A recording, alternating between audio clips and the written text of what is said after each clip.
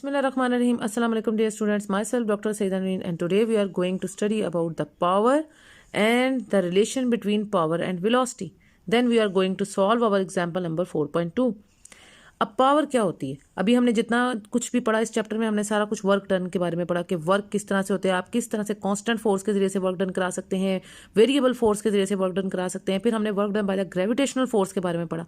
अब हम ये देख रहे हैं कि पावर क्या होता है। What is power? Power is the measure of the rate at which the work is being done, यानी रेट ऑफ डूइंग वर्क या work done per unit time जो है उसको हम पावर कहते हैं। सो पावर का ताल्लुक टाइम के साथ है, यानी अगर आप एक स्पेसिफिक टाइम के अंदर कितना काम कर रहे हैं, एक खास टाइम के अंदर, टाइम लिमिट के अंदर जो आप काम करते हैं वो आपकी पावर होती है। ठीक है, इसकी मिसाल आप ऐसे ले सकते हैं, जैसे अगर दो लोग एक दौड़ में जो है वो एक रेस में हैं और दोनों के लिए एक टाइम लिमिट मुकर्रर है, तो हम कहते हैं जो जल्दी पहुंच जाता है फिनिश लाइन तक और तेज दौड़ता है और जल्दी फिनिश लाइन कवर कर लेता है, हम कहते हैं उसकी पावर ज़्यादा है, क्योंकि उसने ज़्यादा वर्क किया है इन द लिमिटेड टाइम। उस खास टाइम के अंदर जिसने जल्दी वर्क कर लिया है और ज़्यादा जो कर लिया है काम, उसको हम उसकी कहते हैं कि उसकी पावर ज़्यादा है। और उसके मुकाबले में जो दौड़ में पीछे रह गया है जो आदमी, वो किस तरह से है, क्योंकि वो उस टाइम के अंदर एक स्पेसिफिक फिनिश लाइन पे नहीं पहुंच सका, तो फिर उसकी पावर जो है वो, या लेट पहुंचा है, तो फिर क्या होगा कि उसकी पावर हम कहेंगे कि वो कम है as compare to the first one. तो ये इस तरह से आप पावर को एज्यूम कर सकते हैं कि पावर जो है एक काम का होना एक खास टाइम लिमिट के अंदर पावर कहलाता है।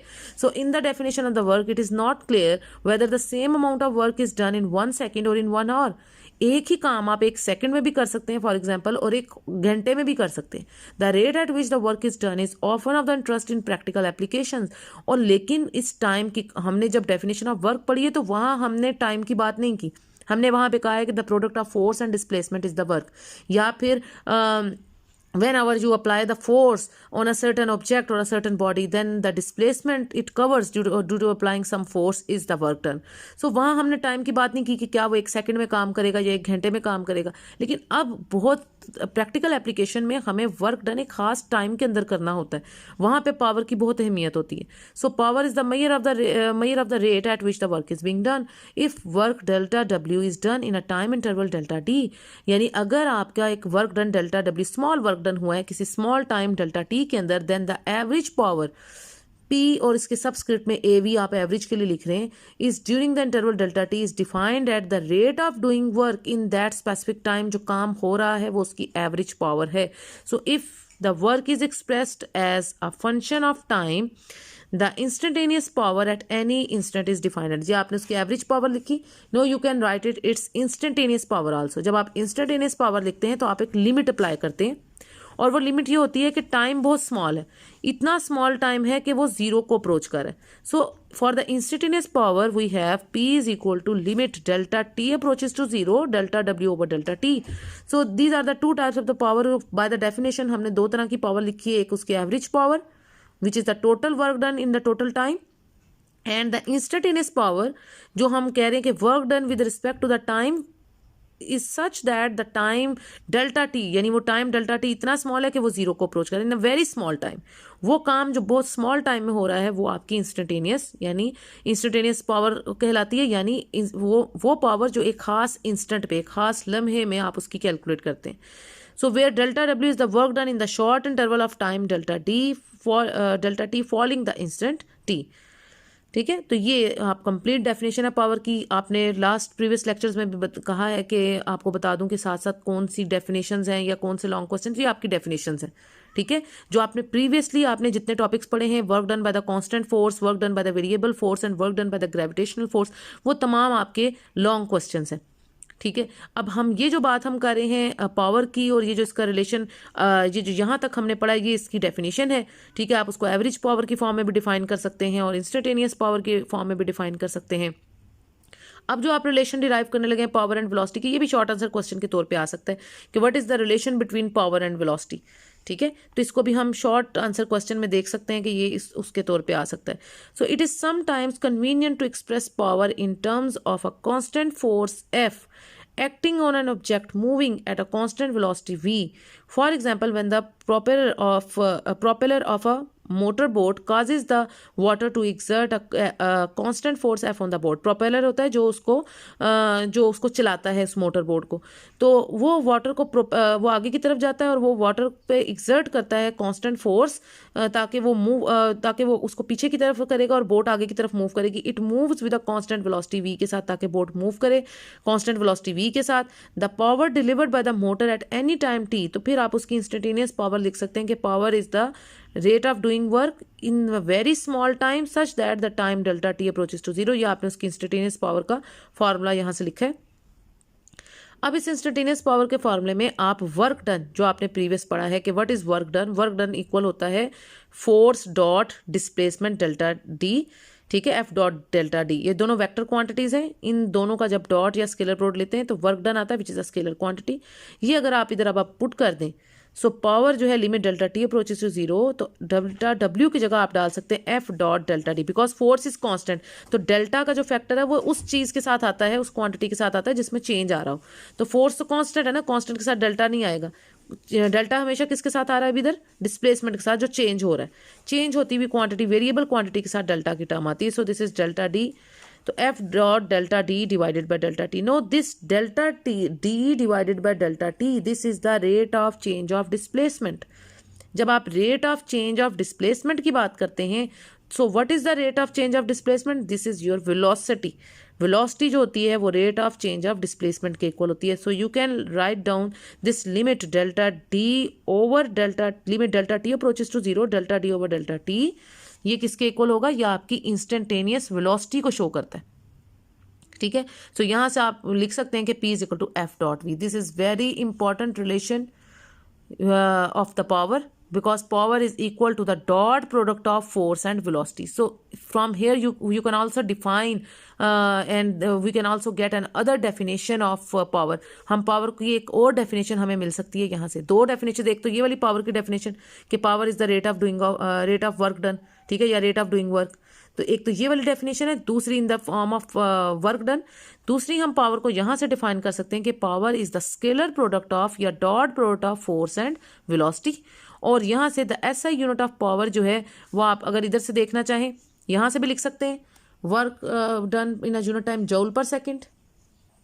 ठीक है, और यहाँ से भी अगर आप देखें तो ये न्यूटन मीटर, क्योंकि Newton is the unit of force and velocity की यूनिट होती है मीटर पर सेकंड. तो यहाँ से भी न्यूटन मीटर इज जूल, तो यहाँ से भी आपको वही यूनिट मिलेगी जूल पर सेकंड, सेकंड ऊपर जाके जूल पर सेकंड. सो ऐसा यूनिट ऑफ, ये जो जूल पर सेकंड है, तो अगर आप system international unit of power लिखें तो this joule per second is what.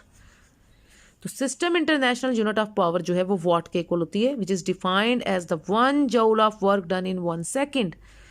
If the work of 1 joule is said to be done in the time of 1 second, then the power is called 1 watt और power should be 1 watt. यानी आपकी जो power है वो 1 watt के equal तब होगी अगर 1 जूल का काम 1 सेकंड के अंदर, 1 सेकंड के अंदर अगर आप कर रहे हैं, तो फिर हम कहते हैं कि आपकी पावर जो है वो 1 watt के इक्वल है. तो यहाँ से आप ये जो डेफिनेशन है 1 joule of work done in 1 second, this is the definition of watt, where watt is the system international unit of power. तो यहाँ से ये जो डिफाइन किया उन्होंने, ये वॉट को डिफाइन किया कि वॉट जो है, जो कि सिस्टम इंटरनेशनल यूनिट है पावर की, वो work of 1 joule is done in the time of 1 second, तो उसको हम 1 वॉट कहते हैं. So sometimes, for example, in the electrical measurements, the unit of work is expressed as watt second. जब आप electrical measurements करते हैं ना, जैसे अगर आपने इलेक्ट्रिसिटी को मेजर करना है तो वहाँ पे वर्क को हम जूल की बजाय, ये देखें वर्क जो है आपकी वो जूल है और टाइम की यूनिट जो है वो सेकंड है. So this is joule per second. यहाँ से आप इस तरह से लिख सकते हैं ना कि वर्क जो है वो इक्वल है power into time. So joule can be also written as watt into second. तो ज़्यादातर इलेक्ट्रिकल मेजरमेंट्स के लिए आप जूल को जो है वो वाट इनटू सेकंड करके लिख सकते हैं. हाउएवर द न्यूमेरिक जो कमर्शियल यूनिट है इलेक्ट्रिकल एनर्जी की, वो इतने स्मॉल स्केल पे आप कैलकुलेट नहीं कर सकते. जैसे आपने बड़ी किसी इंडस्ट्रीज़ की इलेक्ट्रिसिटी मेजर करनी है या कमर्शियल जो है फैक्ट्रीज़ में जब आप इलेक्ट्रिसिटी मेजर करते हैं, तो वहाँ पे वाट सेकंड के अंदर आप उसका वर्क डन कैलकुलेट नहीं कर सकते, या उसकी इलेक्ट्रिकल एनर्जी जो है वो आप वर्क, क्योंकि वर्क डन और इलेक्ट्रिकल एनर्जी और वर्क डन सेम होते हैं ना. वर्क डन की यूनिट भी जूल होती है, एनर्जी की यूनिट भी एनर्जी चाहे किसी भी किस्म की हो, चाहे वो काइनेटिक एनर्जी हो, चाहे वो पोटेंशियल एनर्जी हो, चाहे वो इलेक्ट्रिकल एनर्जी क्यों ना हो, हम एनर्जी जो है उसकी यूनिट जूल होती है। और हम कह रहे हैं कि जब हम इलेक्ट्रिकल जो है मेजरमेंट्स की बात करते हैं तो इलेक्ट्रिकल मेजरमेंट्स में वर्क डन जो है वो पावर इनटू टाइम के इक्वल होता है, और पावर इनटू टाइम का मतलब है वॉट इनटू सेकंड। लेकिन कमर्शियल स्केल पे वॉट इनटू सेकंड के अंदर तो हम मेजरमेंट्स नहीं कर सकते ना, बड़ी बड़ी इंडस्ट्रीज और बड़े बड़े पावर स्केल्स के लिए। वहाँ पे फिर हम क्या करते हैं इलेक्ट्रिकल इंस्ट्रूमेंट्स के लिए, वहाँ पे हम किलो वॉट, और किलो इज द प्रीफिक्स और what is the system international unit of the power, और सेकंड की जगह ऑर्स में हम मेजरमेंट करते हैं, ठीक है ना। तो वहाँ पे फिर हम ये यूनिट इस्तेमाल करते हैं, वॉट सेकंड की बजाय वहाँ पे इलेक्ट्रिकल एनर्जी के लिए किलो वॉट आवर में हम उसकी मेजरमेंट करते हैं। अब ये एक बहुत इंपॉर्टेंट अहम डेरिवेशन है जो अक्सर आपके शॉर्ट आंसर क्वेश्चन में भी आ जाती है, और आपकी उसमें जो आपकी शॉर्ट आंसर क्वेश्चन में और MCQs में भी आपसे वो पूछ लेते हैं, ठीक है, कि 1 किलो वॉट आवर जो है वो किसके इक्वल होता है। ये बड़ी इंपॉर्टेंट मेजरमेंट है कि 1 किलो वॉट आवर जो है this is equal to what. So what is 1 kilo watt hour, जिसकी ये यहाँ बात कर रहे हैं ना कि कमर्शियल स्केल पे आप इलेक्ट्रिकल एनर्जी को किलो वॉट आवर में मेजर करते हैं, तो 1 किलो वॉट आवर की क्या वो किसके इक्वल है वो आपने मेजर करना होता है। ये देखें 1 किलो वॉट आवर को आप ओपन करें, किलो इज़ द प्रीफिक्स, उसकी वैल्यू है 1000, ठीक है, और वॉट जो है वो वैसे ही रहेगा, वो आपकी सिस्टम इंटरनेशनल यूनिट है पावर की, मल्टीप्लाई बाय 1 आवर। 1 आवर में कितने सेकंड्स होते हैं, 3600 सेकंड्स होते हैं इन 1 आवर, बिकॉज 1 आवर में 60 मिनट्स होते हैं ना, और 1 मिनट में 60 सेकंड्स होते हैं, तो 60 मल्टीप्लाई बाय 60 जो है वो आपको 3600 सेकंड्स मिलेंगे। सो यहाँ से आप 1000 multiply by 3600, so this is 3.6 into 10⁻⁶ what into second जो है वो आपका जऊल होता है। अभी मैंने आपको बताया कि वॉट इनटू सेकंड जो है वो किसके इक्वल होता है, जऊल के इक्वल होता है, ठीक है। So watt into second is your joule, तो यहाँ से आप वॉट इनटू सेकंड की जगह जऊल लगा सकते हैं। So 1 kilo watt hour is equal to 3.6 into 10⁻⁶ joule, and what is 10⁻⁶? 10⁻⁶ is your prefix, इसकी जगह आप मेगा यूज कर सकते हैं। So you can write 3.6 mega joule. This is very important derivation, जैसे कि मैंने आपको कहा कि ये डेरिवेशन आपको शॉर्ट आंसर क्वेश्चन में भी वो दे सकते हैं या आपको MCQs में भी पूछ सकते हैं, ठीक है। तो ये हो गया। उसके बाद एग्जाम्पल नंबर 4.2 जो आज हमने करनी है, क्या 70 kilogram man runs up a long flight of stairs in 4 second, the vertical height of the stair is 4.5 metre, calculate his power. बहुत सिंपल है, आपने इसका मैथ्स उन्होंने, आप इसका डाटा लिख सकते हैं। यहाँ पे डाटा में आपको पता है सारी नोन और अननोन चीज़ें हम इसकी लिखते हैं, डाटा में आप उसका मैथ्स लिख सकते हैं। सिस्टम इंटरनेशनल यूनिट्स में डाटा लिखना होता है, और अगर कोई क्वांटिटी सिस्टम इंटरनेशनल यूनिट में ना हो तो आप उसे कन्वर्ट कर लेंगे। तो मास ऑफ अ मैन जो है वो 70 किलोग्राम है, और टाइम जो उन्होंने आपको दिया हुआ है वो टाइम कितना है, T, this is 4 second. So the vertical height of the stair जो है वो हाइट आपको उन्होंने दी हुई है, जो उसकी वर्टिकल हाइट है, जो डिस्टेंस है वो है 4.5 मीटर। ये सारा सिस्टम इंटरनेशनल यूनिट में ऑलरेडी जो है आपका डाटा है। So calculate his power output in watts, तो आपने उसकी पावर निकालनी है। पावर जो है अभी आपको मैंने बताया कि power is the rate of work done, यानी work done per unit time के इक्वल होता है। और वर्क डन जो है वो किसके इक्वल है, यहाँ पे potential energy, and if work done is equal to potential energy, तो पोटेंशियल एनर्जी, और वो भी कौन सी potential energy, gravitational potential energy. क्योंकि जब हम हाइट की बात करते हैं ना, तो कोई भी चीज़ जो ऊपर की तरफ जा रही होती है उसके डाउनवर्ड जो है वो ग्रेविटेशनल फोर्स एक्ट करती है, हमेशा उसका वेट हमेशा डाउनवर्ड एक्ट करता है। तो ऐसी सूरत में जो उसकी पोटेंशियल एनर्जी होती है वो उसकी ग्रेविटेशनल पोटेंशियल एनर्जी होती है, और ये हम इंशाल्लाह आगे डिस्कस करेंगे in detail. So potential energy जो है वो mgh, ये फार्मूला आपको ऑलरेडी आपने पढ़ा हुआ है इन द प्रीवियस क्लासेस।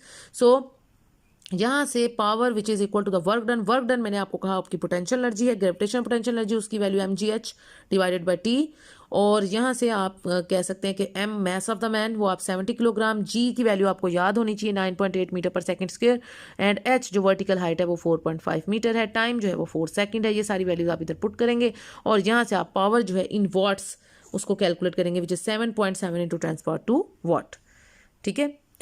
तो आई होप स्टूडेंट्स ये जितनी बातें हमने आज की हैं ये आपने सारी अच्छे से अंडरस्टैंड कर ली होंगी। यहाँ पे ये देखें फॉर योर इन्फॉर्मेशन में आपको अप्रॉक्सीमेट पावर्स बताई हुई हैं कि वो जो जंबो जेट एयरक्राफ्ट्स होते हैं उनकी पावर जो है वो 1.3 इंटू 10⁻11 उसकी जो है वो वैल्यू होती है, बहुत लार्ज वैल्यू है ये। इसी तरह car eight 90 kilometre per hour जो है उसकी पावर बहुत ज़्यादा है, 10⁻5 के ऑर्डर में।